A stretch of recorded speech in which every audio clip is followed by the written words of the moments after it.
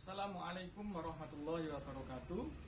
Selamat pagi anak-anak peserta didik SMP Negeri 2 Tarik kelas 7 tahun ajaran 2021-2022. Saat ini materi MPLS yakni tentang pendidikan karakter akan saya sampaikan langsung. Perkenalkan, nama saya adalah Muhammad Said Asyari, biasa dipanggil dengan sebutan Pak Said. Oke, sebelum kita mulai penjelasan tentang materi pendidikan karakter, terlebih dahulu marilah kita berdoa kepada Allah, kepada Tuhan Yang Maha Kuasa. Mudah-mudahan apa yang kalian pelajari tentang pendidikan karakter bisa kalian terima dengan baik, bisa kalian amalkan menjadi siswa yang baik, menjadi anak yang baik, generasi muda, generasi penerus bangsa. Berdoa mulai.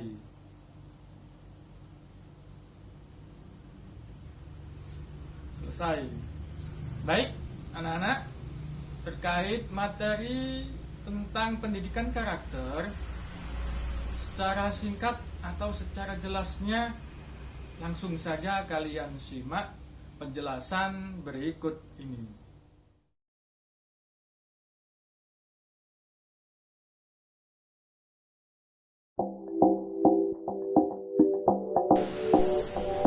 Pengertian karakter adalah nilai-nilai yang melandasi perilaku manusia berdasarkan norma agama, kebudayaan, hukum, konstitusi, adat istiadat, dan estetika. Sedangkan pengertian pendidikan karakter sendiri adalah suatu sistem penanaman nilai-nilai perilaku karakter kepada warga sekolah yang meliputi pengetahuan, kesadaran atau kemauan dan tindakan untuk melaksanakan nilai-nilai baik terhadap Tuhan Yang Maha Esa, diri sendiri, sesama, lingkungan maupun kebangsaan sehingga menjadi insan yang kamil, yakni insan yang sempurna.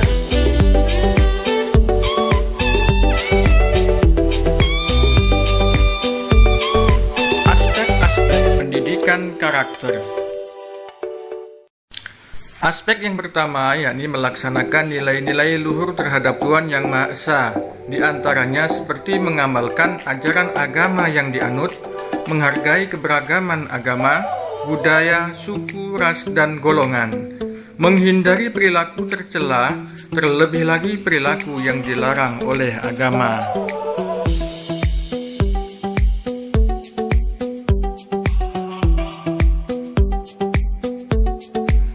Aspek berikutnya yakni melaksanakan nilai-nilai luhur terhadap diri sendiri.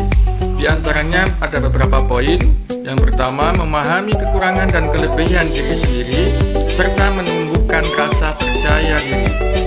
Menunjukkan kemampuan berpikir logis, kritis, kreatif, dan inovatif.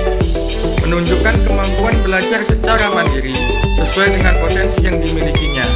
Menerapkan hidup bersih, sehat, bugar, aman, dan memanfaatkan waktu luang dengan baik. Aspek berikutnya yakni melaksanakan nilai-nilai luhur terhadap lingkungan, teman, sekolah, dan keluarga. Di antaranya terdapat poin mematuhi aturan-aturan sosial yang berlaku dalam lingkungan yang lebih luas, mencari dan menerapkan informasi dari lingkungan sekitar dan sumber-sumber lain secara logis, kritis, dan kreatif, memanfaatkan lingkungan secara bertanggung jawab, berkomunikasi dan berinteraksi secara efektif dan santun, memahami hak dan kewajiban diri dan orang lain dalam pergaulan di masyarakat, serta menghargai adanya perbedaan pendapat.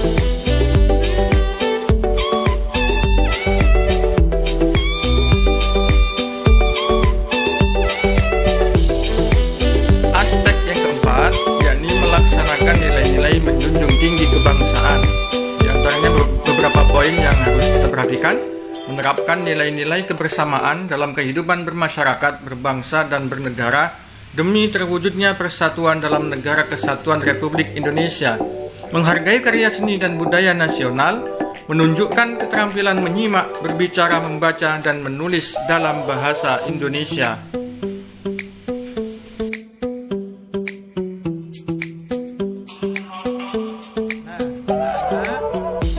Telah mempelajari 4 aspek pendidikan karakter yang telah saya jelaskan tadi. Yang pertama yakni terkait penanaman nilai luhur terhadap Tuhan Yang Maha Esa. Yang kedua, menanamkan nilai luhur terhadap diri sendiri. Yang ketiga, penanaman nilai luhur terhadap lingkungan. Dan yang keempat, penanaman nilai luhur atau tentang nilai-nilai kebangsaan. Dari 4 aspek ini kita mengenal dalam kehidupan kita sehari-hari, yakni ada yang namanya tata krama. Nah, tata krama ini adalah salah satu bentuk wujud dari pendidikan karakter kita. Kita perhatikan 4 lingkungan ini, semuanya pasti kita mengenal ada tata kramanya masing-masing. Contoh, tata krama ketika kita di sekolah, kita mengenal ada guru, kita mengenal ada teman atau orang-orang yang ada di lingkungan sekolah. Maka ketika kita masuk ke sekolah, kita mempunyai perilaku sifat hormat. Hormat kepada guru, hormat menghargai kepada sesama teman, menghargai teman-teman yang sesama muslim atau sesama agama, atau mungkin menghargai juga, menghormati juga teman-teman yang tidak seagama dengan kita. Nah, itu namanya tata krama, salah satu saja. Nah, kemudian yang kedua, tata krama terhadap lingkungan keluarga. Contoh di lingkungan keluarga, ketika kalian mau pergi berangkat sekolah, maka kurang etis, kurang baik apabila langsung pergi begitu saja tanpa berpamitan kepada orang tua, mengecup tangan, salim, ya, itu termasuk bagian dari tata krama di lingkungan sekolah, di lingkungan rumah. Kemudian di lingkungan masyarakat, kalian sebagai siswa, sebagai kaum terpelajar, meskipun masih dalam tingkat SMP, tunjukkan bahwasanya kalian bisa menunjukkan perilaku yang baik di mata masyarakat. Contoh, salah satu contoh ketika di masyarakat bertemu dengan orang yang lebih tua dari kita, maka kalian harusnya menghormati. Orang yang lewat di depan kita adalah orang yang tua, maka kita beri jalan. Ya. Ada orang yang membutuhkan kita, ada orang yang kecelakaan, maka kita tolong tanpa harus kita minta. Ini tata krama yang baik, yang santun, yang harus kalian terapkan dalam kehidupan sehari-hari. Apalagi memiliki tata krama di lingkungan sekolah. Tolong ditunjukkan bahwasanya kalian adalah pelajar yang baik, pelajar yang memiliki karakter yang baik. Baik, sebagai penutup materi ini, maka kalian akan saya beri tugas. Silakan dipersiapkan alat tulisnya, dicatat pertanyaan dari saya. Yang pertama, tolong diulangi kembali apa yang dimaksud dengan pendidikan karakter. Itu yang pertama.